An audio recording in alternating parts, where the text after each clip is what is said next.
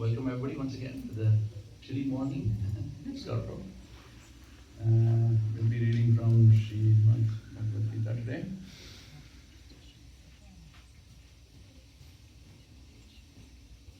And it's a very auspicious day, so we'll try to discuss something particularly about the day as well. And then time permitting, we can take some questions before we close at noon. So, a reading from Srimad Bhagavad Gita, as it is by Srila Prabhupada, chapter 8, verse 8, verse 7. Tasmat sarveshu kaleshu mam manusmara yuddhacha mayyar pitamano buddhir mame vaishyasya sanchayaha. Therefore, Arjuna, you should always think of me in the form of Krishna and at the same time carry out your prescribed duty of fighting. With your activities dedicated to me and your mind and intelligence fixed on me, you will attain me without fail. Perfect. This instruction to Arjun is very important for all men engaged in material activities. The Lord does not say that one should give up his prescribed duties or engagements. One can continue them and at the same time think of Krishna by chanting Hare Krishna. This will free one from material contamination and engage the mind and intelligence in Krishna. By chanting Krishna's names, one will be transferred to the supreme planet Krishna Loka without any doubt. Translation one more time. Therefore, Arjuna, you should always think of me in the form of Krishna, and at the same time carry out your prescribed duty of fighting. With your activities dedicated to me and your mind and intelligence fixed on me, you will attain me without a doubt. And the chapter entitles Attaining the Supreme. So it's very interesting that we have gathered here. Sunday happens to be a very auspicious day of Makar Sankranti. It's a very, very important day, and many of us may not be fully aware with regards to the glories of this day. And we are fortunate that we have assembled here in ISKCON Scarborough, discussing about the glories of Krishna through his Bhagavad Gita. It is explained in Srimad Bhagavatam, Vayam dhanyatama loke guropi kshatra bandhava vayam pibamo mohostvata punyam Sri Krishna kathamritam. So in 10th canto Srimad Bhagavatam it is explained that it is very glorious and auspicious are those devotees who get an opportunity to assemble together and chant the glories of Sri Krishna Katha and Harinam. So in that mood we should all feel very grateful that we have this opportunity, that on this auspicious day of Makar Sankranti, we are all together trying to remember Krishna through his Krishna Katha and Krishna Nam. Now, why is Makar Sankranti so important, right? Many auspicious events happen on this day, as far as our Gaudiya Vaishnavas are concerned. So the first thing about Makar Sankranti, let us understand what is Makar Sankranti. Makar Sankranti means it's a day when Surya Narayan moves from one Rashi to another Rashi. He moves from Dakshina part to the Uttar part. He moves from Dhanu to Makara. And there are 4 big Sankrantis. When Lord Sun, Surya Dev, goes around, basically there are 4 junctions as far as Jyotish Shastra is concerned. And one particular juncture is Makar Sankranti. So it's a time where Surya Dev goes from one Rashi to another, and this is a time where he is entering Makar. Now Makar in English is also known as Capricorn, if you are aware. And it's basically literally translated as a graveyard. It's a place where everything ends. And the reason is that the law of Prakriti is going to make sure that once everything ends, that's the time the new thing awakens. So whenever the darshan opens, we'll get opportunity to see Jagannath and Radha Gopi Vallabha. And it is said that Capricorn is the Rashi where Jagannath wakes up to the material vision. So hopefully when the darshan opens, in that mode we will today take the darshan of Jagannath. And on holy auspicious day of Makar Sankranti, you have awakened. Like how most of us, Gaudiya Vaishnavas, we celebrate our new year in when? Gaur Purnima. Then there are many other cultural parts of Indian societies where they celebrate their new year at different times. Some do it in Govardhan Puja Day, some do it in Pongal, I think it's today. Is that New Year? Tomorrow, right. So on and so forth. And then in our English calendars, we celebrated, let's say, when the clock changed to the first of the new year. And Makar Sankranti is actually the new year for Devalokas. And that is where they said that Jagannath actually opens his eyes to receive we all material souls. So it's a very special day. We can actually look up and say Happy New Year to the Devalokas, where we don't have access to, but they are looking upon us. And we cannot wait for the darshan to open so that Jagannath's, that big and beautiful eyes, look at us. We get to see him, but he also gets to see us. So that is very important reason why it is that Makar Sankranti. And I think in India, in Gujarat and other places, people fly kites on today's day. Why do they do that? There is a scientific reason. Because you are trying to offer your homage actually to Surya Dev by looking at Surya Dev. By offering kite in form of our offering, it's like throwing flowers to Surya Dev. It's so big and magnanimous. I think in Punjab they do, what is it called? Lodi? Lodi? Yeah. So they do it the day before 14th in the night. Is that correct?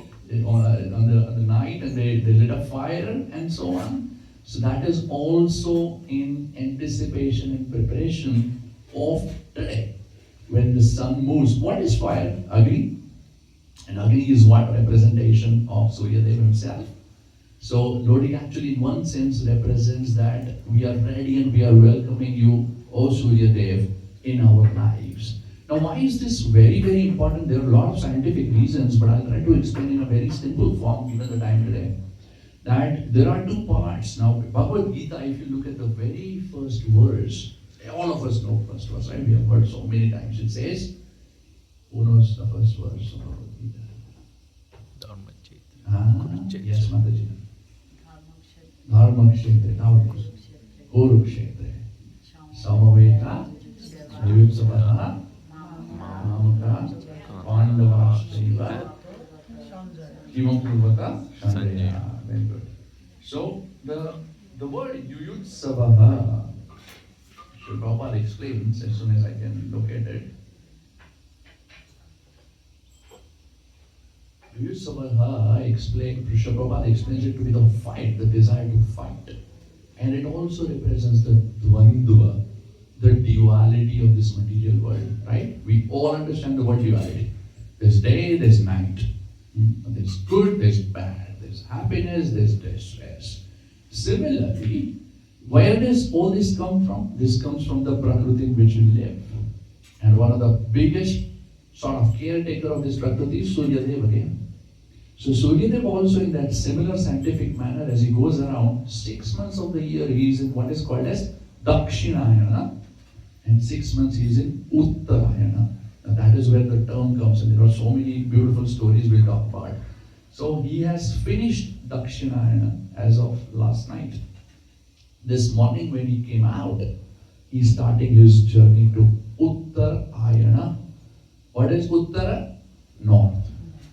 Ayana is the journey. Ayana word in Sanskrit means journey. Like Uttarayana, Dakshinayana, Ramayana.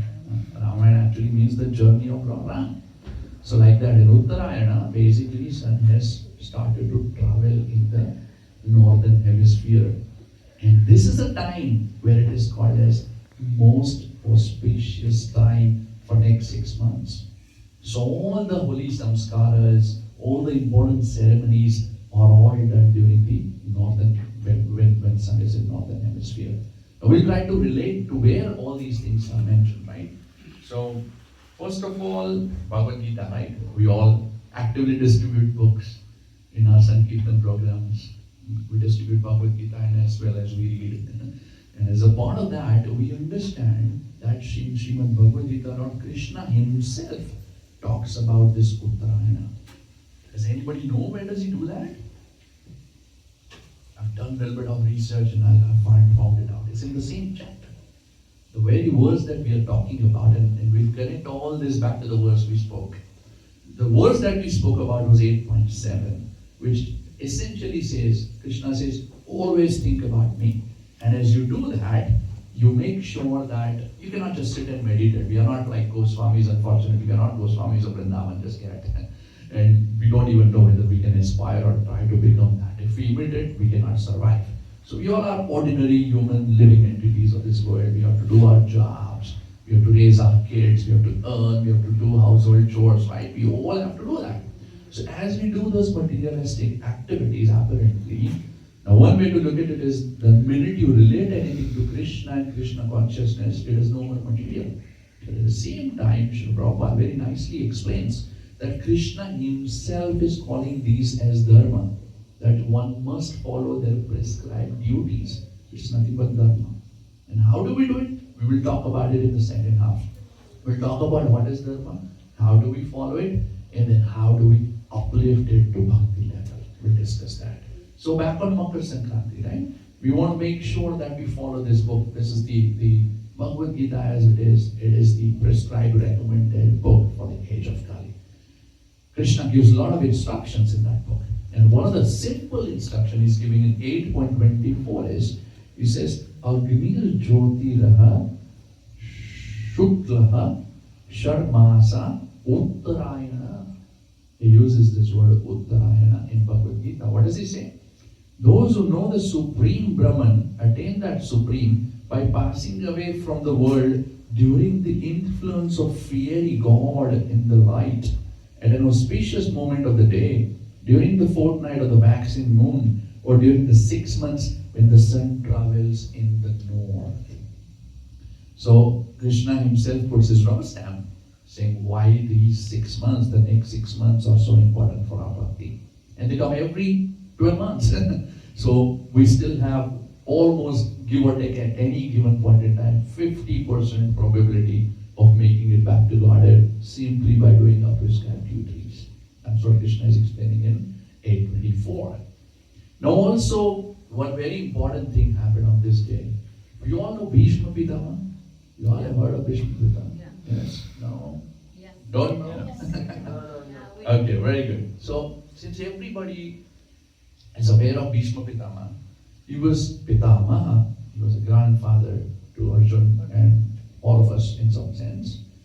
He was also one of the 12 Mahajans. Bhishma Dev is also one of the 12 Mahajans. Yeah.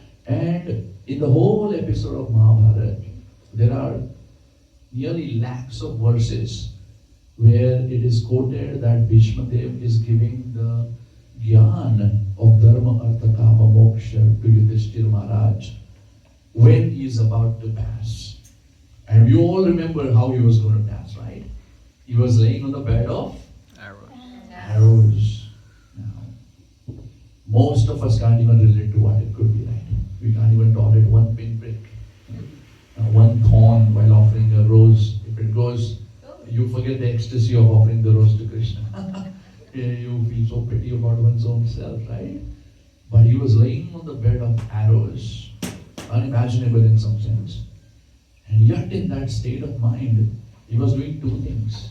One, he was giving all the right knowledge to Yudhishthira Maharaj, who is also known as Dharmaraj. And second, he was waiting for a particular moment to pass. He had what is called as Ichha Mrityu, desired death. Now, very interesting. It's again not for us ordinary living entities, but that's where the stories of Bhagavatam and Mahabharata and others are there to inspire us. So, he was waiting for this moment. Why? Why is this moment so important? And that is also explained in Srimad Bhagavatam in the first canto.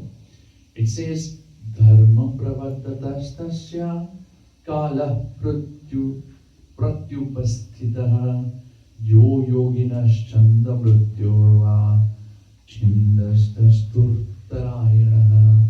Again you hear this word uttarayanaha. So it says yo yoginas chanda. Yo yogi, those types of yogis which are rare to find in this world. You don't become yogi just by doing some asanas and some exercises. These are the talks about the yogis who actually have controlled their very existence. And they have this Ichamrityu. So, yo yoginas chandasya. So, what is chanda? Chanda is rhythm, generally speaking. But in this context, chanda also means freedom. So, the yogis who are desiring the freedom, complete desire to death, they wait for this auspicious moment of Uttarayana. Why? Because at this time, if anybody leaves this world, or if anybody gives up something very critical, it is observed by the Jagannath who is sitting just behind this curtain. That same Jagannath. Okay? So Bhishma Dev waited. When the right time came, he said, okay. And what did he desire? He had only one internal desire, right? There are external reasons, there are internal reasons for any activities performed by Vaishnavas. We'll talk about Lord Chaitanya very shortly. But in Bhishma Dev, the external reason was that he wanted to see Pandavas get on the throne. That was his internal desire. Yet for some mysterious reasons, he chose to be on the side of Adharma and fight, perhaps to set the example for all of us, fight against Krishna, I mean. Perhaps to set the example for us all to follow. So when he's about to leave, Krishna actually tells all the Pandavas to dress up nicely and get in your old big chariots and entourage and come and see Bhishma bash, because that will give him satisfaction. And at the same time, his internal desire was what? To look at the beautiful form of Lord Sri Krishna. When he was given that opportunity, he chose to leave his body and the soul migrated further up. And that is the glory of Uttarayana. So that's the second instance. There's also, because of Surya's Uttamagati, all these Kumbha Snans that happened. Kumbha Melas, we all have heard of Kumbha Melas. The Kumbha Snan starts from Makar Sankranti day. There are so many, the list is very big, but I'll try to just cite a few more.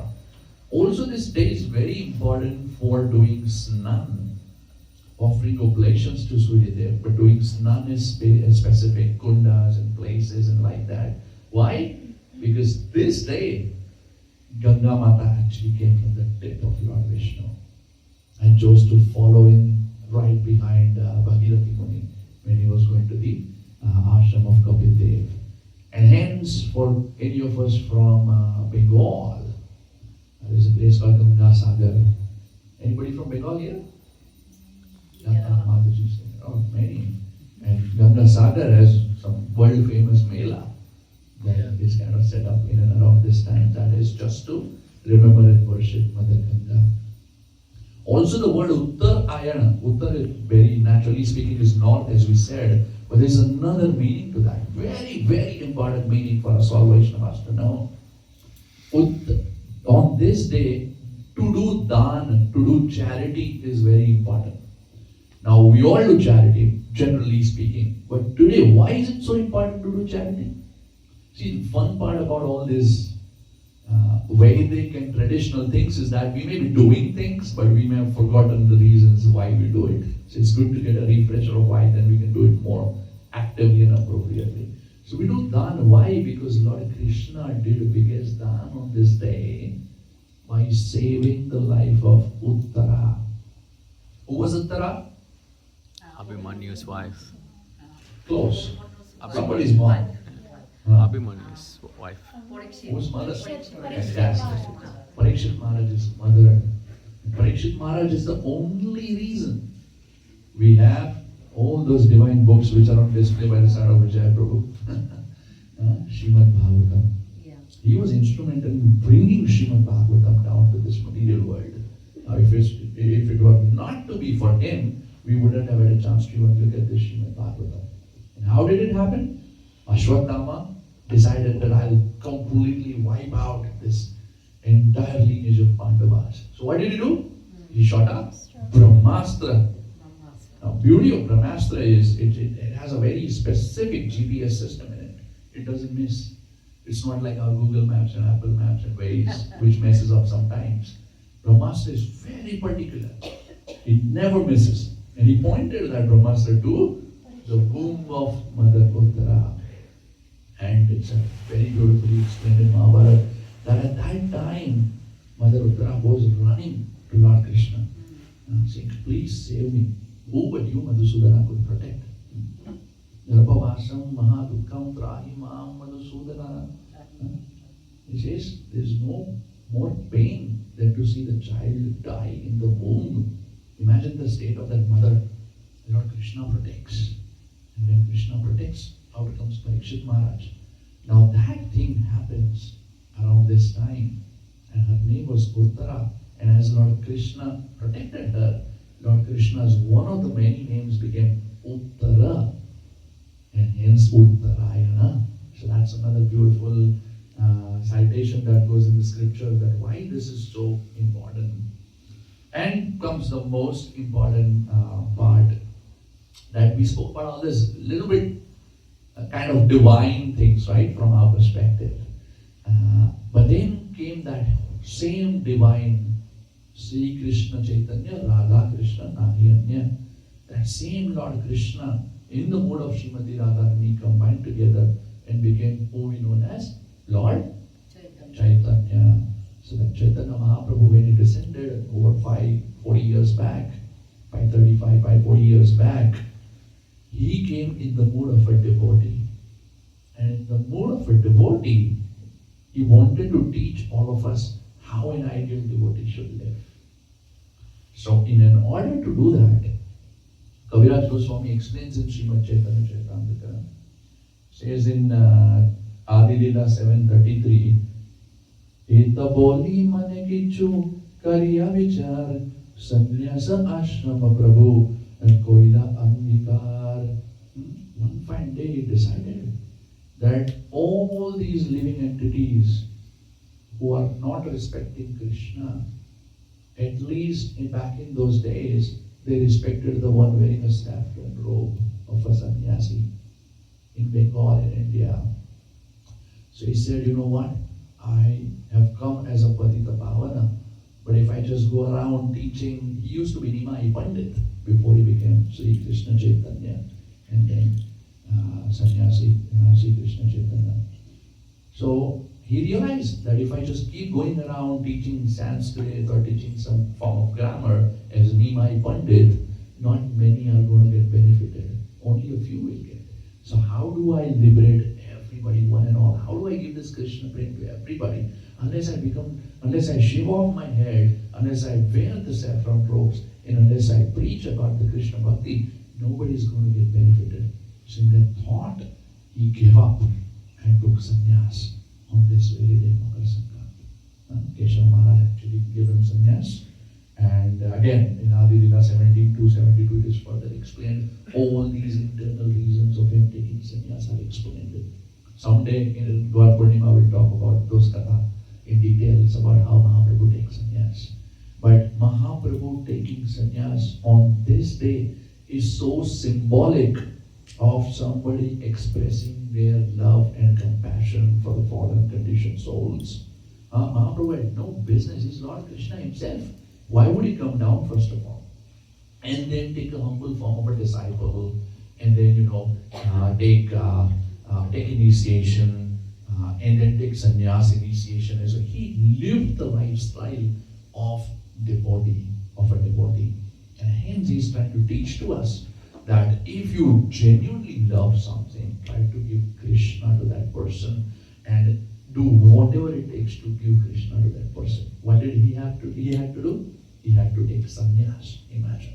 None of us go at that extent, we may be doing some seva here and there, but Mahaprabhu actually gave up everything, took the form of sannyasi and tried to preach Krishna consciousness to one and all. That happens around Makar Sankranti, pretty much this day. He was just 24. He was just about 24 years, getting to 25, give up everything, and then did all his fasting. Now what happens? Now see, when you are in 12th grade, for instance, 10th grade looks very simple. When you are dealing with your kids, you don't have to think twice before saying, 5 + 4 is 9. It comes just very naturally, right? So when Mahaprabhu took sannyas, everybody was quite bewildered because they couldn't foresee. But Mahaprabhu very much could foresee that yes, how will all these people follow Bhagavad Gita 8.7? How will they continue to do their prescribed duties unless I set example for them? So if you fast forward, what happens right after Mahaprabhu takes sannyas? The first thing he does is what? Pratama Sutra Korila, sannyas karan, sannyas kori chaila Prabhu, Sri Vrindavan. Mahaprabhu, first thing that he does after taking sannyas is, he goes to Vrindavan. And on the way, what does he do? He does many miraculous things. So many things he does. The whole Jarikrant will come, and the whole meeting of Rup Sanatan will come, and the whole Shantipur pastime. So many beautiful leelas happen. And one of them was first time he met with Rup and Sanatan Goswamis. Now, how many Goswamis we have in our Sampradaya? The key ones? 6. Who is one of the first 2 ones? Rup and Sanatan. They're the brothers. Everybody else followed them. And we all in ISKCON are known as Rupa Nugas. Easier to remember Rupa Nuga Prabhu. Rupa Nugas. Rupa Anugas, the followers of Rupa Goswami. What did Rupa Goswami do? He was a minister of state. So, before he met with Mahaprabhu, he was actually a minister, but the brothers were ministers of state, working for a king. But they felt so terrified. They felt, oh my God, we are wasting our lives. Please accept us, Mahaprabhu. So he says, Patita pavana hetu tomara avatar amavai jagate patita nahiyar. He's saying, we are such fallen souls, Mahaprabhu. Please be merciful unto us. And they offer their obeisances, and then Mahaprabhu kind of really uplifts them and makes them Goswamis. See what happened. Now go back to the reason why Mahaprabhu took sannyas. Remember, Mahaprabhu said, he was thinking to himself, Ita boli mane kichu. In his mind, he was thinking that if I don't become a sannyasi, how will all these people get benefited? So, same thing. When we are in 10th standard, we can't figure out the complexity of 12th grade. But Mahaprabhu could, and hence he chose to take such a harsh step, apparently looking right. 24-year-old boy suddenly decides that, okay, I'll give up everything and become a sannyasi. Not easy for the mother, for the wife, for the society at large. But Mahaprabhu had a plan to give Krishna bhakti to everybody. Again happens on this very day of Makar Sankranti. So it is very important that we are getting this opportunity to discuss these things today. And now if we go back to the verse that we spoke about. So, Tasmat Sarveshu Kaleshu Mahamanusmaras Yuddhascha. So Yuddha is very symbolic, right here. Yuddha, Arjuna was a warrior, he was a Kshatriya, he had an opportunity to follow his dharma by lifting his Gandiva and fighting. So it was very easy, right? You can say, yeah, but he was a Arjuna, he was a chosen one. Oh, by the way, he had Krishna to do his Margadarshak, to guide him, and he had the special Gandiva. What's the big deal if he had to fight? Sure, no big deal. And that's why he's in the books. And not in front of us fallen lowly souls. But what is he trying to say through this verse to us? Mam anusmara yuddhacha. The yuddha is not going to get over. Mahabharata war got over in 18 days. But what happens thereafter? Arjuna continues to use his Gandiva and continues to rule. That means Krishna is very clearly saying that continue to do your prescribed duties. Do not be in rush to give them up. Organically come to me. As you do it, you think of me always and offer your fruits of your activities to me. That in other words, how do we do it? Very easy to talk about Arjuna, right? Sitting on a dais, we can talk about Arjuna all day long. But how can we relate this verse in our own simple, ordinary lives? As practicing devotees, as sadhakas, how do we make sure that we follow what Krishna is expecting us to follow? Right? Krishna is expecting, through this verse, is very clearly saying that, okay, happens to be Makar Sankranti. So many great things happen on this day. Now, how will you use all of them in your day-to-day life?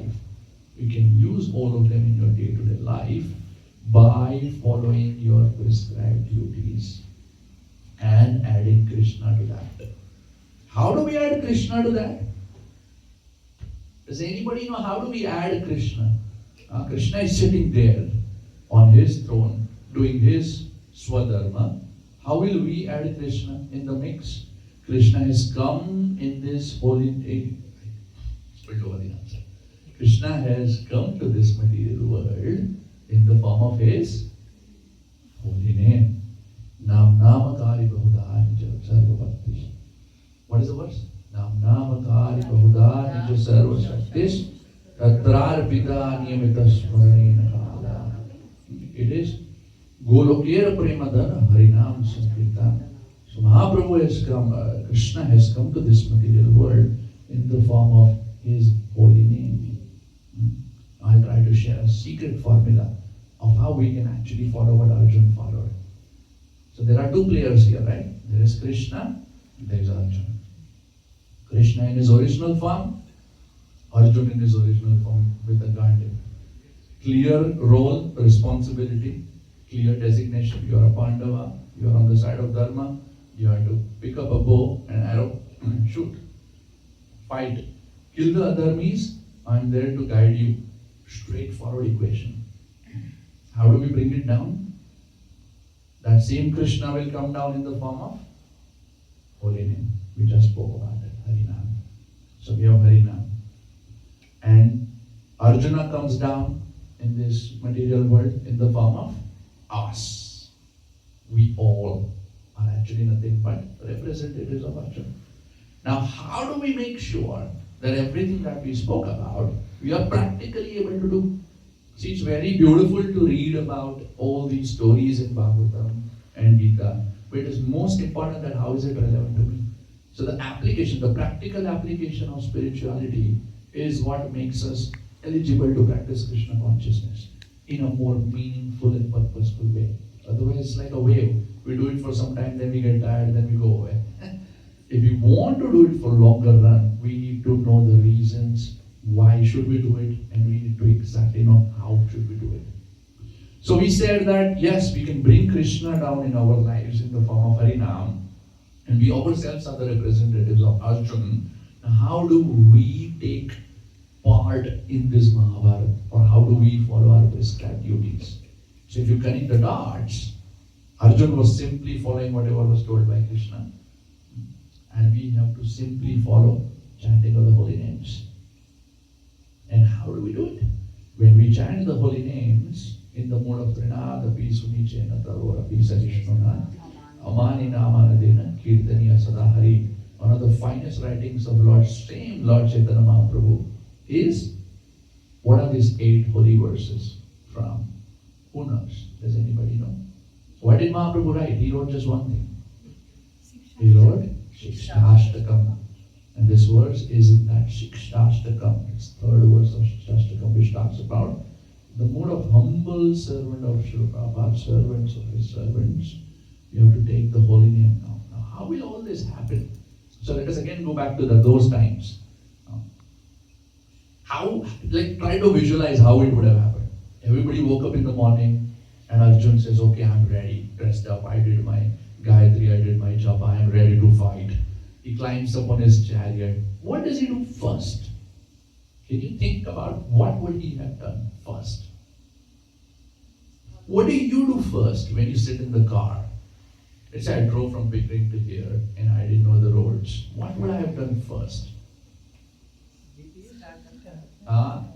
Who's saying? Sorry? Start the car. GPS. Start the car. GPS. Very good. Anything else? Seat belts. Before I start Pray the to car. Lord. Yes. I'm not confident how to drive icy roads. Let me pray to Lord. Yes. Very good. Very good. It was still easier for him. Lord was right there. But that's what I do still. Of course. Of course. So yes. So very simple. You would first put GPS. You should know where you're going. And of course, then you start the car and start. Or you can do vice versa. No hard and fast rule. But try to understand the example here. What did he do? He called Sri Krishna. That was his GPS, right? Who writes when same Bhagavad Gita? Where is that picture? Do we have that picture here? Where both the armies are facing each other, and then Lord Arjun says, "Oh dear Krishna, drive me through this battlefield and let me, kind of take a stock of the situation." So he calls for Krishna as his GPS. The minute he calls Krishna, Krishna becomes Sarthi, and he prays that, please, my dear Krishna, do my Marga Darshana, guide me. And then Krishna guides him. Then what he has to do? He simply has to do his duty. He simply has to do his duty. How will we be able to do that? The secret is, every morning when we wake up, we did our morning routine, we got dressed up, we are ready to start our day. How should we start our day? Should we directly pick our briefcase, our MacBooks and go to work? No. Or drop kids to the school? Start making milk and cereals for the breakfast? No. Chant. What should we do? If that answer is no, then what should we do? I just do the prayers first. Prayers, Pray first. Chanting. chanting. What else? Anything else? Yeah, after all that is done, you're dressed up, you're all set. So just like how Arjun didn't just onboarded the chariot and started shooting around randomly. Imagine if you dress up and start doing things randomly without inviting Krishna on your chariot, probability of you following dharma is practically nil. You will not be able to succeed, first of all. What's the last verse of Gita? As we talk about first verse, what's the last verse of Gita? Yatra Yogeshwara Krishna. Jatra Yogeshwara Krishna, Jatra Bhagavad Gita. Tatra Sri Vijaya Dhriti Dhruvaiti Mutir Mama. Matir Mama. Jaya. There is a beautiful word in that verse. If that setup happens, Krishna is on the side of Arjuna, Arjuna is on the side of Dharma, victory is guaranteed. There's no doubt about it. Now, why am I speaking so much about this point? We spoke about Makar Sankranti. I want it to come down to our level so that we are able to practice it. How many of us feel that, oh my God, Krishna, I'm doing everything, but I'm not satisfied? Or why am I falling short? Why am I'm juggling so many balls just to witness that I'm dropping so many balls? Or why am I not able to please everybody? I'm able to do it, service in the temple, cook for my husband, take care of my children, but I'm still not happy. Does anybody feel those kinds of things? By show of hands? Show of hands. Just us. We can draw a curtain and have a one-on-one session. Okay, does everybody feel something like that? Yeah. At some or the other point in time in your lives? You know, I'm doing everything, but somewhere I'm missing something. Somewhere I'm not finding that happiness. Oh, Srila Prabhupada says, chant and be happy. But I'm not being able to be happy consistently. Why does that happen? That happens because, my dear devotees, most times, answer is simple. The days you have woken up, onboarded your chariot, and not invited Krishna and started shooting arrows, those are the days you will feel that. Now look back our lives. 50, 40, 30, 80, my parents are seated here, 75 years of life. Look back. How many days have we first invited Krishna to guide us versus how many days very active, wanting to do our dharma, seva, everything. Oh, I'm late, I will chant later. Let me shoot arrows first. How many such days? With Krishna, without Krishna. What do you think? What would be higher? Krishna is higher. Krishna is higher. But what have we done? No. That is theory. We didn't The question is, what did we do? Yeah. Did we do right hand side more or left hand side? Mine. Left hand side. I think left hand side. This is almost like this. And that also means that that is the reason we are not finding that ecstasy in Krishna consciousness. So one secret formula is, if at all we start our day by first inviting that Purna Purushottam Krishna, that Mahaprabhu Sri Jagannath, who is about to open his darshan in this temple and actual across the planetary systems today, on this day of Makar Sankranti. First thing, as Mataji beautifully said, I pray. First thing that we must pray is, oh Krishna, please come to my chariot and do my margdarshan. And we invite him through chanting of the holy names. Hare Krishna, Krishna Krishna, Hare Hare, Hare Ram, Ram Ram, Hare Hare. Almost can guarantee that if we do that, slowly, see, we have spent many years not doing it. So the results are not going to be quick, right? Most of us have hit almost half of our age. So it's going to take some time, but very soon it will go the other way. And then it will become a habit and a practice. Why does this work? One must ask. We are Krishna, in Krishna consciousness we are very scientific, right? We are not just emotional. Oh, Prabhu is talking about this, let me do it, it feels nice. Yeah, feels nice is okay. But we should know why. Everything has to be why. So what? One must ask. One must learn to ask these questions. But of course gently, not in the mode of fighting, right? So, why would this work? We have to go back to the scriptures. And let's analyze some of the stories that happened. The first thing that happened, we all know about the Mathura jail, right? And Krishna's birth. Every year, any temple in ISKCON, any lecture, you will hear about the birth of Krishna, even though he of course doesn't take birth as such. But everybody talks about that. And one amazing thing happens. Now analyze scripture and figure out every character and try to see how did they do. I spoke about Arjun, then I spoke about how we can do it. Now let us analyze some of the other characters as much as we can cover in the next 5 minutes. Let's say Vasudeva. Who was Vasudeva? Father of Krishna. Krishna's father. What does he do when Lord Krishna comes? All the episode, the Kamsa killing the first 6 and so on. Finally Krishna comes. What does he say? In his Chaturbhuj Narayan form, he said, take me to the river, take me across the river. What does Vasudeva say? He doesn't argue. He doesn't put his logic there. He's like, oh, come on, Krishna, you gotta be kidding me. How will I take you? You're a baby and you're tied and shackles and this and that. Why? It simply follows. That's the faith he shows on Krishna. So faith is important. You can't just start chanting the holy name without faith. Faith is the only thing that is required. So what does Vasudeva do? He puts his faith. And then what does he do? He lives Krishna. Only thing I have to do is live Krishna. Like the way Arjuna would have said, Krishna, please come. Come. Please come. Like the way, what would we do in the morning? Lift our japamala. Lift our japamala from its stationary position, being hung on a wall or being put in a cabinet. We have to lift Krishna. See, if we say Krishna is not different than Krishna's Harinam, we have to understand that it actually exists. So when we lift our japamala, when Vasudeva lifted Krishna, what happened? Miracle happened. We are not expecting miracle that, okay, tomorrow morning I'll lift japamala, my boss will become nice, my wife will start treating me nicely, my kids will not yell, everything will be fine. No, that is not what I'm promoting here. Please, let us be very clear. But what I'm trying to say here is that you first take Krishna, invite Krishna on your Rath, and then simply be committed to doing your dharma. Do your activities and you are guaranteed that you are approaching Krishna slowly but steadily, or in some sense quickly, because now we are kind of in direct contact with Harinam. So as soon as Vasudeva lifted Krishna, everything became normal, right? We will not go into details of the story, but all the shackles went away, the guards went asleep, the Yamuna parted away, inviting Krishna. Everything happened nicely, right?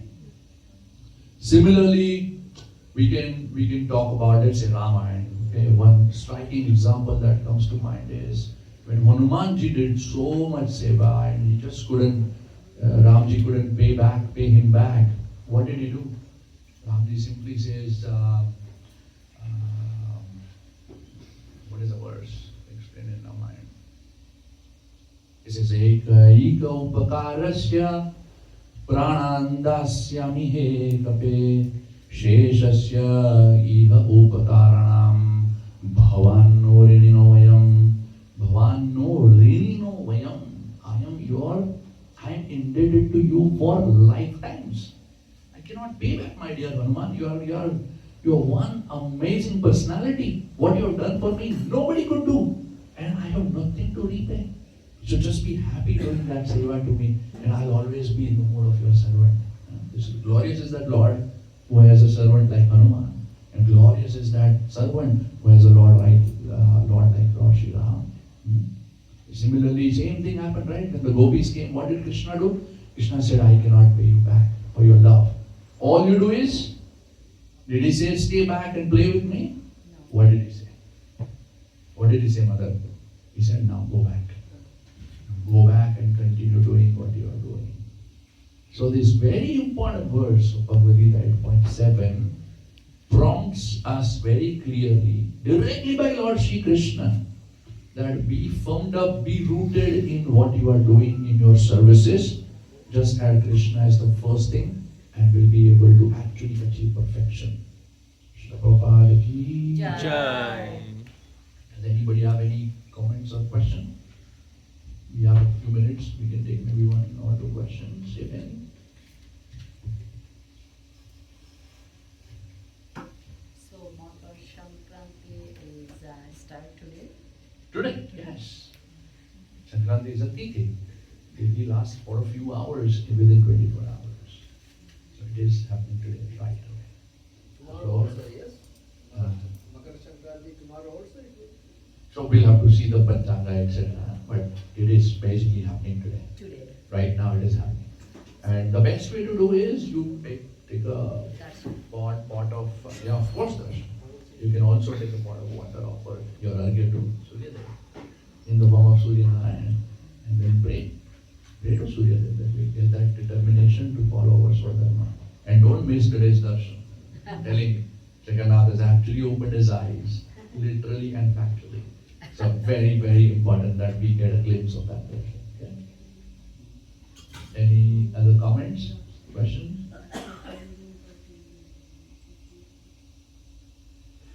Okay, so in summary, what did we say? We said that the world is of duality, as explained in the first verse of Gita, and then in 8.7, we realized that we should actually be firmly doing our duties. And how can we do our duties? By first inviting Lord Krishna to be on the chariot. Very important. Next time we lift the Japa Mala, remember Vasudev lifting Krishna. In that mood we have to do that. Yes, Mataji. One quick question. You mentioned that Suryanarayan is going into Makar Sankranti, but from somewhere. From what? Where? From Dhanu Rashi, he moved to Makara Rashi, which is the beginning of his journey from Capricorn to Cancer, which is Uttarayana. So next 6 months he's going to travel, and that's why it's called harvesting season. It is supposed to, of course, we are in Canada, so we can't experience that, but it is supposed to start shortening the winter effects starting today. And of course, he has very mercifully come out in Scarborough as well today. So we all should look at him, thank him, because if not for him, we will not be able to do our bhaktis. Right? Okay, Srila Prabhupada ki jai. Hare Krishna. Hare Krishna. Hare Bol.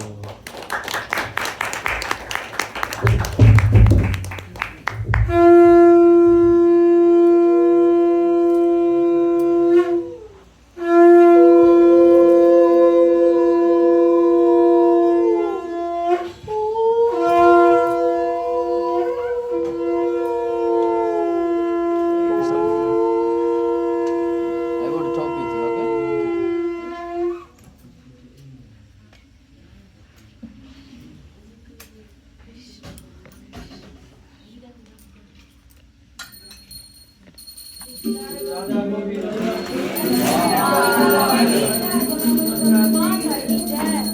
Lakshmi Narasimha भगवान की जय। शील प्रभुपाद की जय।